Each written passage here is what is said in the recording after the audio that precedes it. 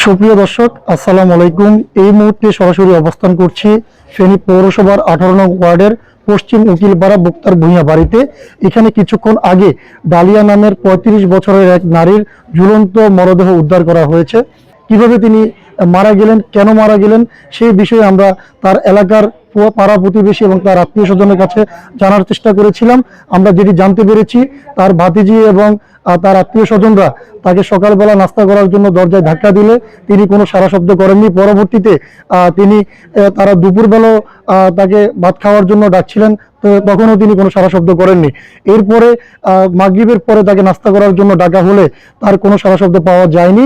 এই কারণেই তার ভাতিজি জানালা ভেঙে বাসার ভিতরে প্রবেশ করেন। ভিতরে প্রবেশ করে দেখতে পান যে তার ফুপুর ঝুলন্ত মরদেহ ঝুলে আছেন। সকালে আমি ফুফুরে নাস্তা খাওয়ার জন্য ডাকছি, ফুফুর দরজা খুলতেছে না। এবার বিকালেও ডাকছি, অনেকবার ডাকছি, দরজা খুলে না। বিকালে আমার আম্মু আসছে, এবার জানলারে একটা ঘুষি মারছে, খুলিয়েছে। আমি জানলা দিয়ে ঢুকি, এখানে ছিল না, একটা মশারি ছিল, এখানে ছিল না ওই রুমে। এবার আমি দরজা খুলছি, লাইট টাইট জ্বালাইছি। এবার ভাইয়ারা, আমার আম্মু ভাইয়া ঢুকি দেখি ফুফুর ঝুলি আছে। আসলে আমরা জানার চেষ্টা করেছিলাম কেন এই ধরনের ঘটনা ঘটলো। তার পাড়া প্রতিবেশী এবং আত্মীয় স্বজন আমাদেরকে যিনি জানিয়েছেন, তিনি দাম্পত্য জীবনে তিনি অবিবাহিতা ছিলেন। অবিবাহিতা থাকার কারণে তিনি মানসিকভাবে ভেঙে পড়েছিলেন। এই জায়গা থেকে তিনি হয়তো মৃত্যুবরণ করতে পারেন।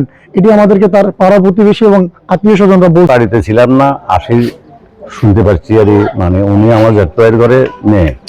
তারপরে এমনি ওনার বয়স আমি তো পাঁচবার জানি না, 35 বছর অনুমান করতেছি। এবার বিয়ে শাদী হয় নাই, ভাই একজন, বোনেরা এরা মনে হয় 4 বোন।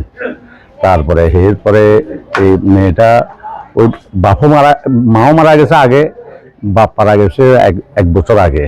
তখন কারোকে উদ্যোগী বিয়ে শাদীও যে নাই। তারপরে এরপরে এখন ভিতরে মেয়ের কি হয়েছে এটা তো আর জানি না।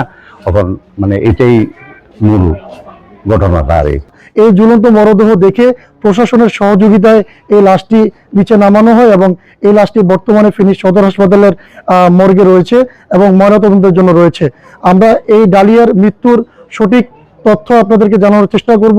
ততক্ষণ পর্যন্ত আপনারা ফেনী রূপান্তরের সঙ্গে থাকবেন এবং ফেনী রূপান্তরের ফেসবুক পেজে লাইক, ফলো এবং ইউটিউব চ্যানেলটিতে সাবস্ক্রাইব করে আমাদের সঙ্গে থাকবেন।